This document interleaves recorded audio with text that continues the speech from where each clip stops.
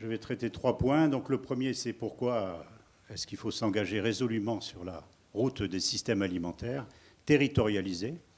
Ensuite, on va essayer de définir ce que c'est qu'un SAT.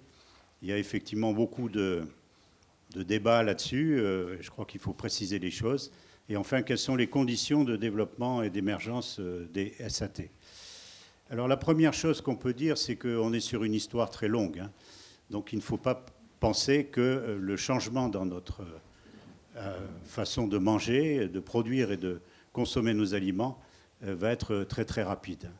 Là, vous avez l'échelle des temps alimentaires depuis l'Homo sapiens, donc 200 000 ans de cueillette, de chasse et de pêche. Hein. Ensuite, l'agriculture, c'est à peu près 12 000 ans, avec l'invention de l'agriculture en Méditerranée notamment. On a passé ensuite à une spécialisation des métiers de l'alimentaire, en particulier l'apparition de l'artisanat agroalimentaire séparément de l'agriculture. Donc là, on est sur quelque chose qui a 1 millier d'années. Et enfin, on est dans l'âge agro-industriel depuis à peu près un siècle, c'est-à-dire depuis très peu de temps. Donc il faut, j'insiste beaucoup là-dessus, hein. On ne peut pas penser changer le monde alimentaire sur le court terme. Mais par contre, on vit une transition dont les premiers signaux sont justement les initiatives pour l'alimentation responsable et durable. Alors là, il y a une citation de Gramsci écrite en prison qui est tout à fait révélatrice, hein, sur la transition. Le vieux monde, c'est-à-dire l'agro-industrie, se meurt, mais l'agonie est longue. Hein. Et le nouveau monde tarde à apparaître, et entre les deux surgissent les monstres. Et l'actualité nous fournit un exemple de monstre. C'est Bayer plus Monsanto. Et là, excusez-moi, monsieur Langevin, mais on est déjà en économie circulaire, puisque Monsanto provoque les maladies et Bayer va les guérir.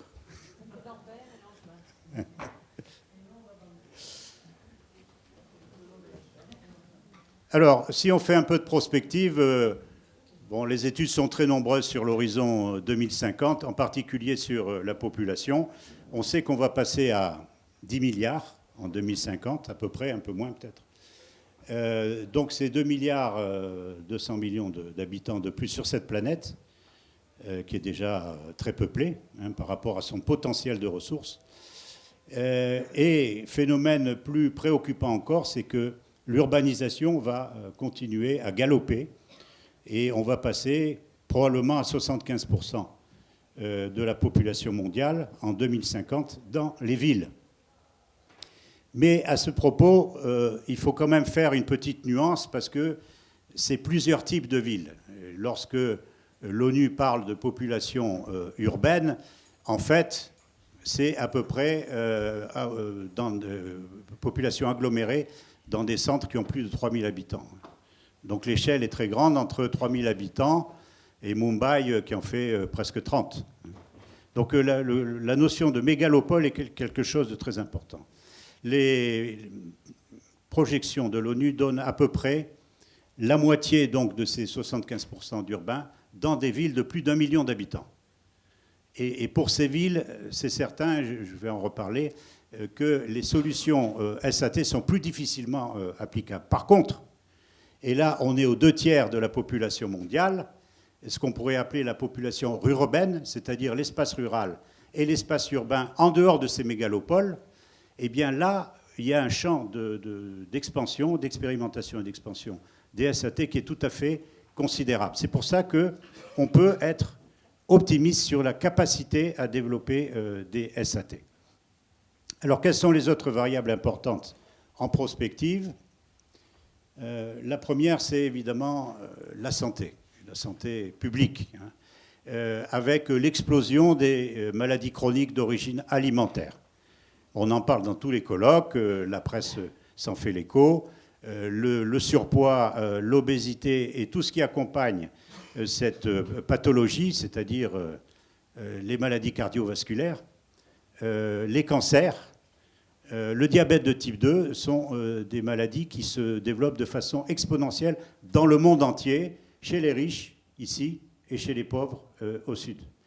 Et ça devient une préoccupation de survie pour l'humanité. C'est un phénomène extrêmement grave. Malheureusement, pour des raisons politiques, comme ce sont des phénomènes qui sont aussi sur des temps longs, il n'y a pas de priorité sur cette question du lien entre alimentation et santé. Mais les choses évoluent parce que le consommateur, lui, évidemment, est très touché par ceci. Et c'est le consommateur qui va faire pression sur l'ensemble des structures pour que les choses évoluent. Deuxième chose, c'est la structure d'offre, c'est-à-dire les filières. Les filières agroalimentaires, vous avez l'agriculture, la transformation, la distribution. On a une question majeure qui est la question du nombre d'agriculteurs à l'horizon 2050 sur cette planète. Aujourd'hui, ils sont à peu près 500 millions d'exploitations agricoles qui font vivre 2,5 milliards de personnes. Est-ce qu'on va suivre le modèle agro-industriel et tomber à 5 millions d'exploitations agricoles, c'est-à-dire on va générer un chômage massif sur l'ensemble des pays. Donc ça, c'est une question aussi dont il faut s'emparer. Derrière la question de l'agriculture, il y a la question des structures de l'industrie agroalimentaire et de la grande distribution. Est-ce qu'on va aller vers ces méga-fusions? Est-ce que les gouvernements vont accepter ça? Et donc on peut imaginer qu'on va nourrir la planète avec une poignée de firmes agroalimentaires, une poignée de firmes phytosanitaires, semencières, etc., et une poignée de firmes de la grande distribution, ou au contraire, est-ce qu'on va préserver le tissu des TPE et des PME? Et c'est ce tissu, dans un pays comme la France, qui est extrêmement important pour la survie de l'espace rural et la survie des agglomérations qui structurent cet espace rural. Il faut savoir qu'en France, on a encore une dizaine de milliers d'entreprises agroalimentaires. Mais si on laisse faire cette force, ce bulldozer du marché, eh bien, évidemment, ces firmes vont être absorbées et vont disparaître. La troisième question, c'est le changement climatique. Bon, on en parle depuis la COP 21 à Paris, on en parle beaucoup et c'est une bonne chose. Mais ça va peser sur la production alimentaire de façon très forte. Les ressources fossiles, bon, ça, on en a parlé, épuisement de ces ressources fossiles, énergétiques, mais aussi pour l'agriculture, les phosphates sont menacés d'épuisement. Les ressources naturelles, est-ce que la biodiversité va continuer à s'amenuiser? Est-ce que l'eau va diminuer fortement? Est-ce que les ressources foncières aussi vont diminuer puisqu'il y a une concurrence pour l'usage de la terre, usage urbain, usage industriel, etc. Bon, le big data, c'est fondamental pour le pilotage de nos économies. Est-ce que le big data, ça va être GAFA, Google, etc. Ou est-ce qu'au contraire, ça va être une appropriation par les producteurs, par les PME, les agriculteurs, etc. Grande question.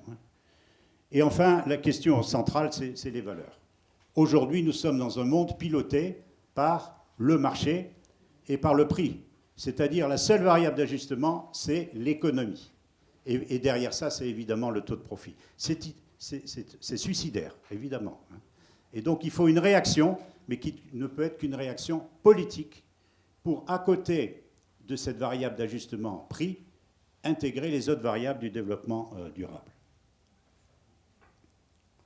Donc ça pose la question du système alimentaire que nous voulons pour demain. Il faut bien dire que si on prolonge les tendances, le modèle agro-industriel va être hégémonique. Il parvient à nourrir déjà la moitié de l'humanité.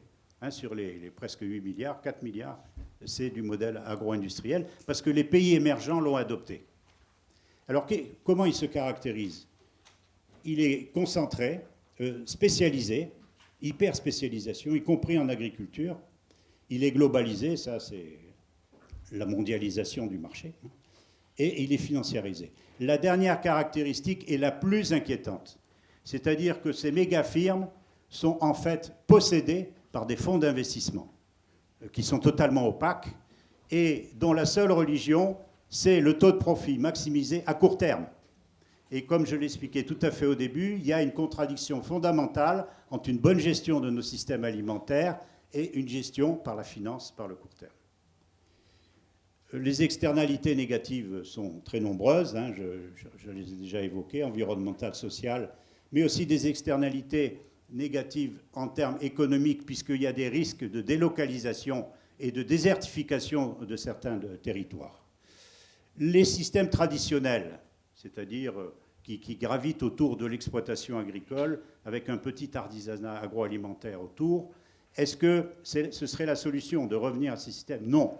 Parce que là, évidemment, on a démontré amplement, et on le voit dans les pays du Sud, que ce sont des trappes de pauvreté. Donc il faut changer de modèle, il faut changer de paradigme, et c'est là qu'interviennent ces fameuses IARD dont a parlé Henri tout à l'heure, c'est-à-dire qu'il y a un foisonnement d'initiatives qui viennent du terrain, des acteurs de terrain, qu'ils soient producteurs ou consommateurs. Bon, là, on parle par exemple de cantine, on parle de bio, on parle de traçabilité, etc.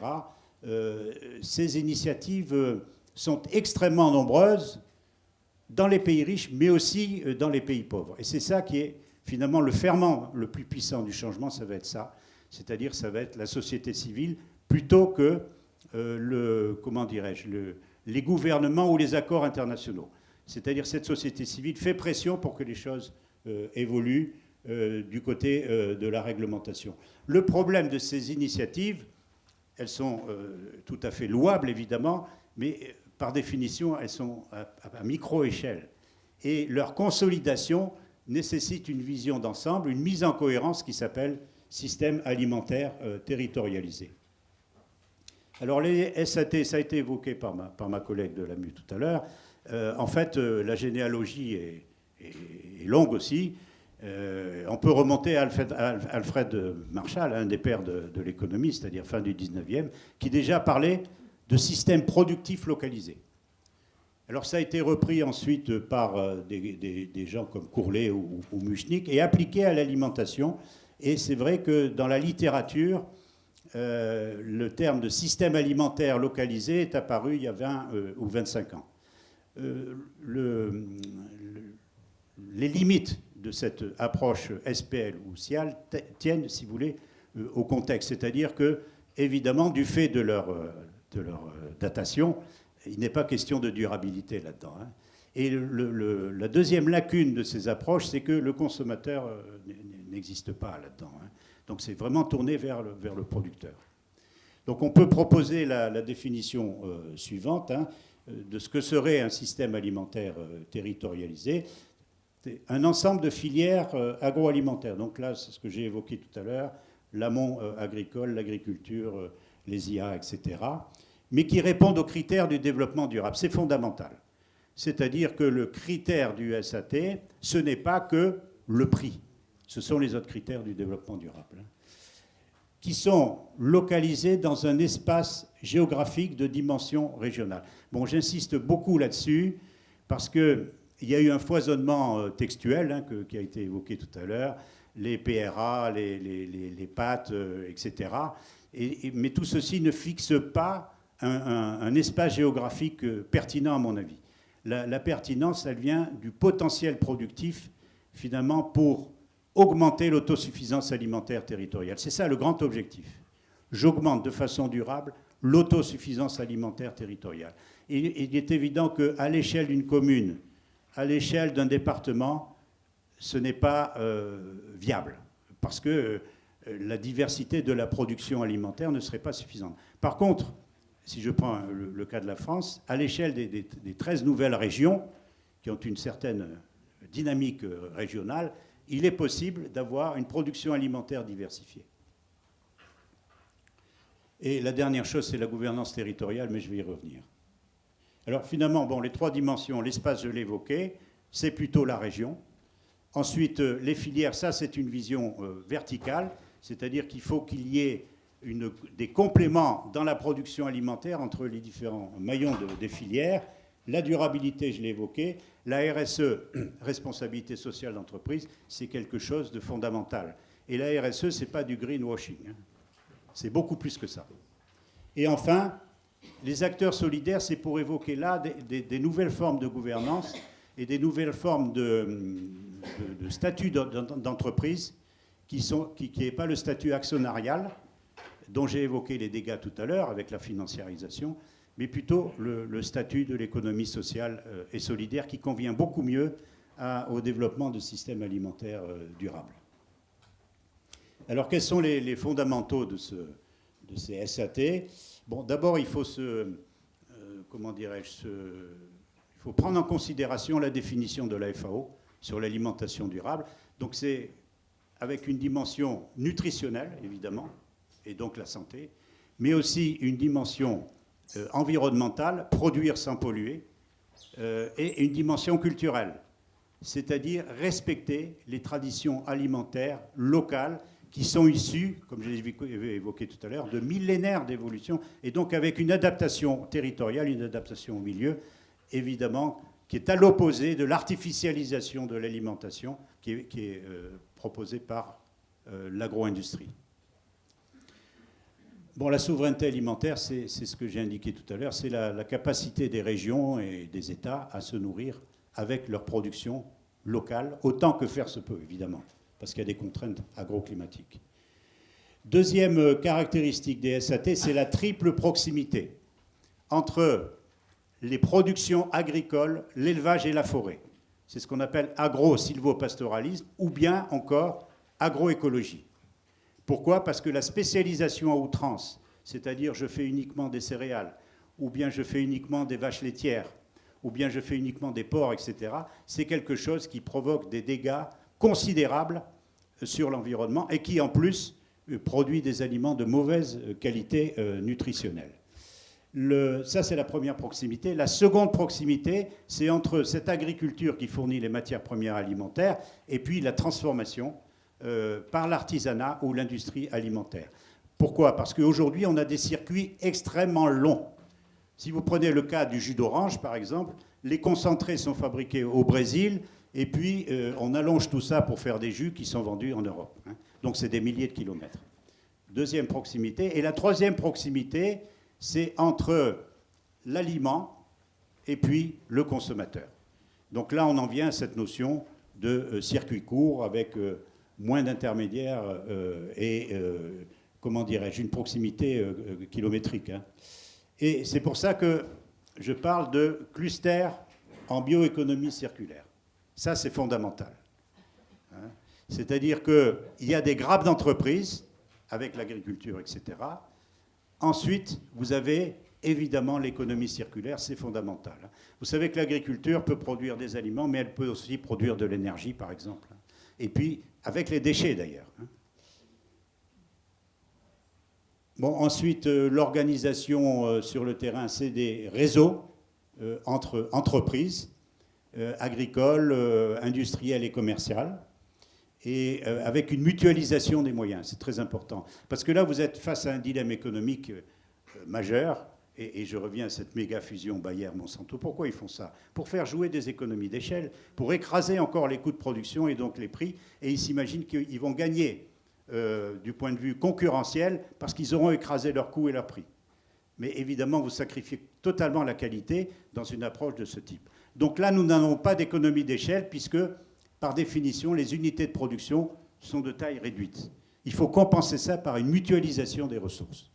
Par exemple, acheter, si on est agriculteur, acheter les semences en commun, acheter les engrais en commun, etc. Bon, c'est le système coopératif qui fonctionne très bien en France, etc. La gouvernance participative, parce que là, évidemment, il ne s'agit pas d'accepter l'hégémonie des marchés financiers, mais il s'agit de faire participer les citoyens, les entreprises, etc., à la définition des SAT. Bon, et évidemment, dans cette démonstration, si vous voulez, on ne peut pas imaginer qu'un SAT ne soit pas un projet politique. Il faut qu'il soit porté par les politiques. Et donc, les collectivités territoriales sont extrêmement importantes parce qu'elles sont capables de porter un projet politique alimentaire. Ce qui est beaucoup plus difficile à l'échelon national pour les raisons que j'ai évoquées, c'est-à-dire le lobbying de la grande industrie et des finances, et encore moins au niveau international. En particulier, malheureusement, à la Commission européenne, où le poids des lobbies du complexe militaro-industriel, et dans l'industrie, je mets la finance et les médias, le poids est tel qu'on recule, on recule, par exemple en alimentaire, on recule depuis des années, des décennies même, sur la question de l'étiquetage alimentaire. Donc il y a de très nombreux exemples qui ont été évoqués tout à l'heure. Bon, il y a beaucoup de villes qui se sont emparées de ça pour faire un projet alimentaire urbain. En France, on a ce que j'ai appelé tout à l'heure acharnement textuel, c'est-à-dire qu'en France, on accumule les textes, les lois, etc., qu'on s'empresse d'oublier et qui ne sont pas opérationnalisés. Pourquoi ça ne fonctionne pas? Parce qu'on ne met pas des financements derrière. En France, on a le PNNS, qui est une très belle expérience d'alimentation de la santé par la bonne nutrition, mais qui est doté de fonds ridicules.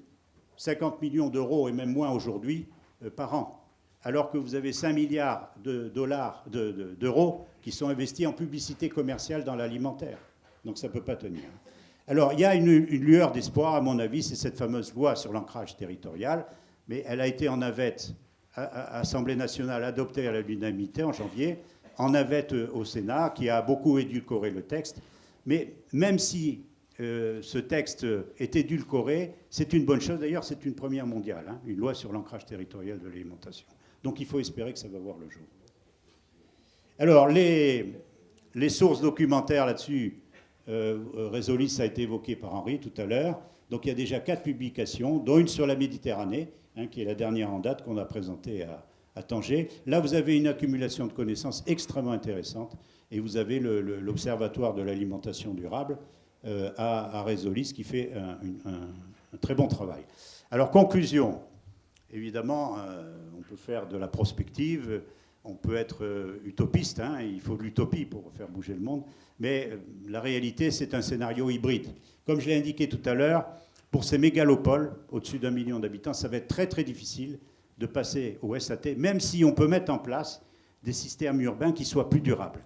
Mais on n'aura pas cette notion de souveraineté alimentaire que j'ai évoquée tout à l'heure pour des raisons de nombre d'habitants. Hein. C'est nourrir Marseille et Paris et Tokyo, etc. Évidemment, ça ne peut pas être uniquement avec la proximité.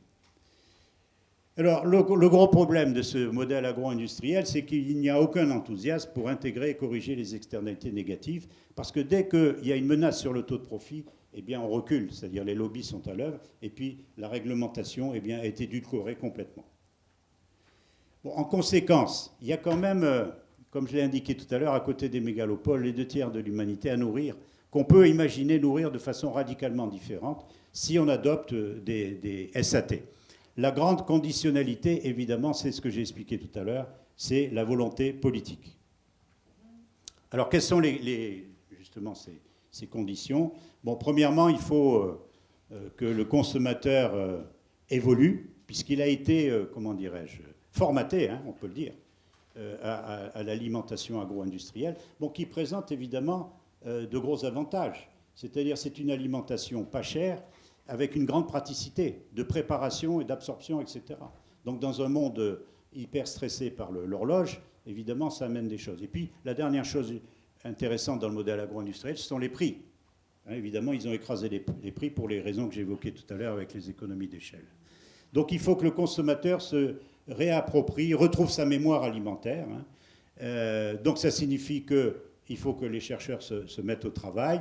Il faut que l'enseignement de la maternelle jusqu'à l'université, eh bien, intègre cette question alimentaire. Et puis, il faut de la communication soutenue. Hein, j'ai parlé de 50 millions d'euros publics pour faire de la bonne communication sur l'alimentation en face de 5 milliards. Donc, une des idées, c'est de taxer la publicité commerciale, qui est néfaste, et puis de réinvestir ça dans une bonne communication générique, hein, sur la nutrition. Bon, les producteurs, j'ai parlé de la mutualisation des ressources pour être compétitifs, hein, et dépasser ce modèle du capitalisme congloméral pour aller vers l'ESS. Institutionnel, bon, c'est là que le chemin est le plus long. Il faut bâtir des politiques alimentaires, alors que jusqu'à présent, on a pensé politique agricole. La PAC, c'est politique agricole commune. Et ça devrait être PAA, politique alimentaire puis agricole commune. Aujourd'hui, le projecteur est toujours borderline, c'est-à-dire qu'il est sur le fil du rasoir en ce qui concerne le respect de la réglementation. On le voit pour la question de la qualité alimentaire et on le voit pour la question de l'information alimentaire. Pour l'industriel, je caricature, moins j'en dis sur mes étiquettes, mieux ça vaut. Alors je termine par mon collègue là, Jean-Michel Le Cerf, qui dit quelque chose de très vrai pour justement changer d'optique, hein, changer de paradigme. Bon, certes, il faut se nourrir, manger pour vivre, hein, mais aussi c'est la convivialité, se réjouir et se réunir, c'est-à-dire créer de la solidarité entre les hommes. Merci de votre attention.